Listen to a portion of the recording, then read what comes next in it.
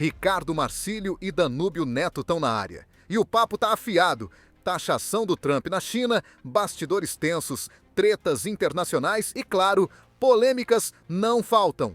Se você curte aquele conteúdo direto, com opinião sem papas na língua, esse vídeo é pra você. Então já se inscreve no canal e ativa o sininho, porque aqui é todo dia trazendo o que ninguém tem coragem de falar. Mas só voltando na questão dos países bálticos e da Polônia, esses países, Igor, eles estão desesperados. A gente tem, por exemplo, a Polônia, o Donald Tusk, que é o presidente do país, ele anunciou que todas as crianças no ensino básico agora vão ter aula de tiro. É uma das matérias escolares. Caralho. Para esse ano, todos os homens, seja militares, civis, vão passar por um treinamento para uma eventual guerra contra a Rússia. Ele está aumentando os gastos militares, parte do PIB, 5%. A Polônia acabou de sair do Tratado de Ottawa, que é um tratado que garante a desminagem. Isso os países bálticos... A desminagem, para não colocar minas terrestres. Então a Polônia está aumentando gastos militares, colocando minas terrestres, os países bálticos também. Então, assim, eles já estão se preparando. Eu acho que a Rússia já não invadiria esses territórios. Com essa preparação, com esses gastos militares, eu não vejo a Rússia também com esses anseios. Então, na minha concepção, a solução para essa guerra, solução não vai ter muito, né? Mas o cessar-fogo possivelmente vai ser com a Rússia ficando com os territórios que já foram anexados, a criação de uma espécie... Já é uma puta vitória, não é? Pra quem? Pra Rússia. Pra Rússia, com a certeza. Ucrânia se fudeu. Exato. Desculpe. Até porque o que era mais estratégico os conquistaram, que é a conexão até o Mar Negro, a Crimeia, territórios super estratégicos, né? A criação de uma zona tampão, e essa zona tampão, não sei quais militares estarão lá, se vão ter militares europeus. Hoje, você tem, por exemplo, o Macron e o Keir Starmer, que é a França e o Reino Unido, eles estão fazendo o que eles estão chamando de coalizão dos dispostos. Eles estão marcando reuniões para ver quais países estão dispostos a colocar suas tropas na Ucrânia, né? Mas a Rússia já falou que não aceita. Inclusive, estavam cogitando, isso foi até membro do Partido Republicano, mandar o Brasil para fazer a missão de paz. Não. Brasil e China, que tem costume, né, na missão de paz do Haiti, por exemplo, de fazer essa missão de paz, porque o Brasil é um país que, teoricamente, seria bem aceito pelos dois lados. Pela Ucrânia um pouco menos agora, né? Mas pela Rússia, sim. E até a China também, fazer uma espécie de missão de paz para criar uma zona tampão.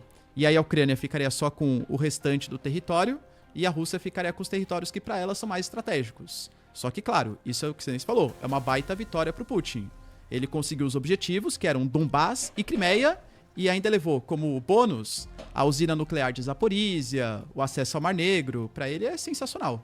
Ô Igor, como carioca, falando de território aí, entregaria o Rio para evitar uma guerra com o Brasil? Sei lá, a Rússia quer invadir o Brasil, entrega o Rio? Cara, é uma... A galera fica falando isso, né? É uma puta decisão de merda, essa que é a verdade. Porque é um território de um país soberano. Sim. Você foi eleito por aquela galera ali pra, de certa forma, defendê-los ou pra defender os interesses daquela galera ali. E pra que menos pessoas morram, uma das opções é entregar parte do teu território. Então, cara, eu acho que provavelmente sim, especialmente se a coisa tivesse feia. Pra evitar mortes. Assim, tipo, os caras estão avançando, mané. Não tem o que fazer, nós estamos aqui, ninguém quer ajudar, estamos fodidos, vou ter que entregar, mané. Petróleo do Rio vai embora. Bom, o que você faria? Porque assim, o que dá pra Ucrânia fazer de forma prática que já não tá fazendo? Sim. Não tem muita coisa. Os caras já estão lutando, já estão com o Molotov, já estão lá na doideira. Né? Porra, mané, tu vai matar minha família? Tá bom, fica aí com essa porra aí, né? Sei lá. Voltando no ponto do Marcílio aí, bem interessante, tá falando ali dos impérios, né? No fim das contas, o que a gente tá falando aqui são dos impérios. Império americano, o Império Russo e próprio ali os europeus, a ideia deles sempre foi conquistar a Europa inteira. Os conquistadores europeus, a ideia era justamente ter toda a Europa. Mas uma coisa que passa é que, na verdade, o negócio ele é um pouco mais amplo até. A Turquia, por exemplo, que até a Primeira Guerra Mundial teve ali, foi sede do Império Turco Otomano, as pessoas esquecem que a Turquia já foi tão importante quanto a União Soviética foi, porque fica um pouco mais distante. Mas a Turquia agora teve um papel relevante na Guerra da Síria, por exemplo. Teve um governo lá que foi derrubado, o último resistente da Primavera Árabe, e os caras foram derrubados com grande ajuda da Turquia. A Turquia tem interesse em vários países ali do Oriente Médio. Ou seja, não é mais uma... E assim, o Oriente Médio que é disputado também pela Rússia, que é disputado também pela China. A própria África está sendo disputada pela China e pelos russos. O norte ali da África hoje em dia está muito com os russos. Os caras meteram o pé nos franceses que estavam ali. Tinha muita influência, até que o norte africano quase todo fala francês, moeda francesa. Então, a história dos impérios que a gente está presenciando agora, ela é mais nítida, ela é mais visível nesse leste europeu, em relação ali à Rússia, tentando fazer essas conquistas, porque a gente acaba tendo um contato maior com a Europa, a nossa colonização foi europeia, e também fica muito visível, por exemplo, China lá com Taiwan, porque a China hoje está almeja ser a maior potência mundial, né? Mas os impérios, eles não estão acabando aí. E aí, qual é o papel do Brasil nisso, por exemplo, né? A gente está vendo uma disfunção da ordem mundial hoje em dia. Então o negócio está tão bagunçado que a gente tem a Venezuela, por exemplo, dizendo que vai anexar aqui a Guiana, vai pegar ali o Essequibo, podendo inclusive passar pelo território brasileiro, onde não tem tanto exército assim, não tem tanta população brasileira. Vocês acham que isso é um risco ou vocês acham que isso é só uma viagem dos caras? O Essequibo, hoje, para a Venezuela, oficialmente, já é que fica na Guiana, já é território venezuelano. Eles colocaram na Constituição. Tem um governador já da Venezuela, nomeado como governador de Essequibo, como um Só estado... Uma hora eu chego, hein? Mas deve estar recebendo salário, né? Inclusive o general. A nomeação já saiu dele. O general, inclusive. A nomeação já saiu dele. Então, o din-din já tá caindo lá. Não sei se deve receber, sei lá, 5 milhões de bolívares. Não vale nada. Espero que o negócio. não, vai. Enfim, então, já existe algo de prático acontecendo. E o Brasil está se ferrando nisso, porque a Venezuela já explora território naquela região, a Guiana está ganhando dinheiro pra caramba, e aqui no Brasil, mais ou menos ali a mesma região que daria pra gente explorar também, ali na região do Amapá, nós não estamos explorando por causa do IBAMA, por causa dos ambientalistas. Então tem várias questões ali que até passam, na verdade, ultrapassam a questão de Venezuela, Guiana, tem a questão do Brasil, tem a questão de ONGs que atuam ali. Aí quando a gente vai ver as ONGs, elas são americanas, são francesas, são britânicas, e aí quando a gente vê as petrolíferas que estão atuando lá na Guiana, são francesas, britânicas, americanas. Então, o que esses caras estão fazendo ali? Eles têm um alinhamento também econômico com esses países, ou eles estão lá porque eles acham os índios bonitinhos, né? Por que a Angelina Jolie, ela veio aqui? Ela realmente tem uma preocupação, ela está querendo a prole dela levar um índiozinho brasileiro também, ou ela simplesmente é financiada por alguém, por exemplo, como já foi pela USAID, ela já recebeu o dinheiro da USAID, que teve os seus recursos cortados. Então tem várias questões que perpassam essa história da Amazônia, foz do Amazonas, exploração de petróleo ali e esse território de Roraima com Venezuela e Guiana. Tu acha que os caras vão invadir lá? Não. Geograficamente até difícil, né? Assim, geograficamente falando, do ponto de vista de relevo, aí ou seria um ataque anfíbio, ou seja, teria que ser pelo oceano. A Venezuela tem uma marinha que é muito ruim e inclusive facilitaria uma defesa. A Guiana é uma parceira histórica aí dos britânicos, por exemplo. Os americanos, em determinado momento, até deslocaram porta-aviões do Caribe para ameaçar os venezuelanos. Isso foi... que ideia, né, cara? Vamos ali invadir a Guiana Francesa. Não, mas esse Essequibo, se a gente for levar o histórico da questão, é de fato uma questão muito polêmica.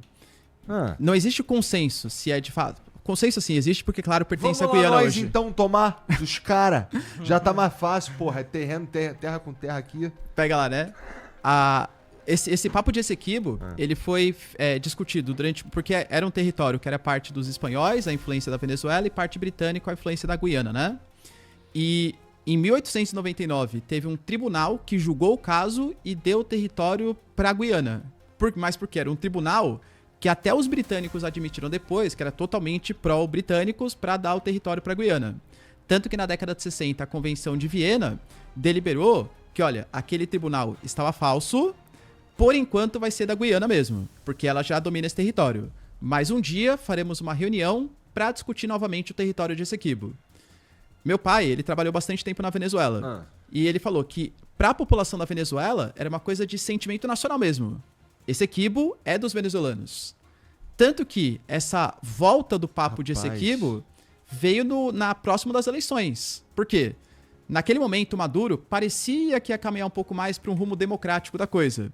Ele tinha feito ali, não, a gente vai aceitar vistorias da União Europeia, vai aceitar a vistoria dos Estados Unidos. Só que ele estava percebendo que a Maria Corina Machado, que era opositora, estava muito mais na frente nas pesquisas do que ele. E aí ele tentou apelar para algumas coisas. Uma das apelações que ele fez foi para Essequibo. Então, ó, população venezuelana, se vocês votarem em mim, a gente vai retomar Essequibo. E Essequibo não é papo de direita, papo de esquerda, é um papo de sentimento nacional. Então, toda essa manobra que ele fez de nomear governador, mudar o mapa oficial da Venezuela, isso foi tudo papo próximo da eleição. Tanto que passou o processo eleitoral, pode perceber que assim, o papo de Essequibo meio que diminuiu. Porque é óbvio que a Venezuela não vai invadir Essequibo. A gente tem uma baita formação que dificulta a passagem de tropas, blindados e tal. Teria que passar pelo território brasileiro mesmo. O Brasil, óbvio, não vai dar autorização para isso acontecer. E caso tivesse uma intervenção da Venezuela, poxa, é tudo que os americanos e que as potências ocidentais querem para fazer uma intervenção na Venezuela, entende? Então, assim, não tem sentido. A Venezuela não vai fazer isso. Ela está utilizando muito mais como propaganda para reforço do seu nacionalismo. Porque sabe que isso é uma coisa que mexe com o sentimento nacional dos venezuelanos. A importância do relevo, a construção de Estado é tão grande que a gente tem um exemplo muito forte no próprio Brasil. O Acre, por exemplo, não fazia parte do Brasil, né? Faz diferença o Acre para o Brasil hoje? Mas o Acre não fazia parte do Brasil. Espero que sim, salve acrianos. Não, a gente gosta dos acrianos. Cadê aquele maluco lá do quarto, né, que pintou? Tinha que trazer aqui, Igor. Essa história morreu também. O maluco lá fez a estátua. Enfim, o Acre não era do Brasil, era da Bolívia. Começaram a chegar brasileiros nesse território que hoje é o Acre. O próprio Brasil foi contra a permanência lá. Os bolivianos reclamavam com o Brasil. Pô, galera aí de vocês, tiram daqui e tal. Esse território é nosso. E aí o governo brasileiro concordava. De fato, não tem como vocês ficarem aí. Isso daí não é território nosso. Vamos respeitar nossos vizinhos. Tá? Mas, por que esses brasileiros iam para lá? A geografia não permitia, assim como não permite, que os bolivianos usufruíssem daquele território que hoje é o Acre. Então, os brasileiros saíram, inclusive com o apoio do próprio governo brasileiro, e depois mais brasileiros chegavam ali, começavam a extração, começavam a ter as suas atividades econômicas onde hoje é o Acre. O governo brasileiro novamente manda para sair. A Bolívia, não tem o que fazer. Vou fazer o quê? Eu não tenho recursos, não tenho como vencer a geografia ela é mais forte que o ser humano. O governo boliviano fez o seguinte: Estados Unidos, manda uma empresa de vocês aí para explorar aqui esse território meu, que eu não tenho nem como ter acesso lá direito, vocês podem aí ganhar o dinheiro, me pagam os royalties. Aí o governo brasileiro falou, não, peraí, aí é demais, não quero americanos aqui no meu quintal. Fizeram um acordo, o Brasil ia dar uma indenização para o governo da Bolívia, e aí o Acre ficou com o governo brasileiro. O que acontece lá na Venezuela com esse Essequibo é que os venezuelanos, em tese, pelo menos na época eleitoral, estão querendo vencer a geografia que é impossível para eles. Não tem como eles terem essa anexação. Apesar de fato, não é apenas uma loucura do Nicolás Maduro. Não existe ainda um martelo batido naquele território. Ele é da Venezuela ou da Guiana. Entendi. Cara, tudo tão complicado, né? Tudo tão assim, qualquer coisinha pode dar uma merda gigante. E assim, é doido como... a gente tá vendo agora o que o Trump tá fazendo com essa estatal e tal, e pensando no que pode acontecer daqui a uns anos e tal. Imaginar que a Rússia pegou a Crimeia 10 anos atrás. Você era um garotinho, né, Igor? Quase garotinho. Eu tinha 30, né? Eu já não tava tão garoto. Valeu demais por ter acompanhado até o final. Sua presença aqui faz toda a diferença. Agora, já aproveita e se inscreve no canal Trechos Insanos, deixa o like e comenta o que achou. E no link aqui embaixo tem um canal oficial que você não pode deixar de conferir. Vai lá e se inscreve. E não para por aqui, tem muito mais conteúdo incrível nas nossas playlists com convidados especiais. Dá uma olhada nos outros vídeos que tem muita coisa legal.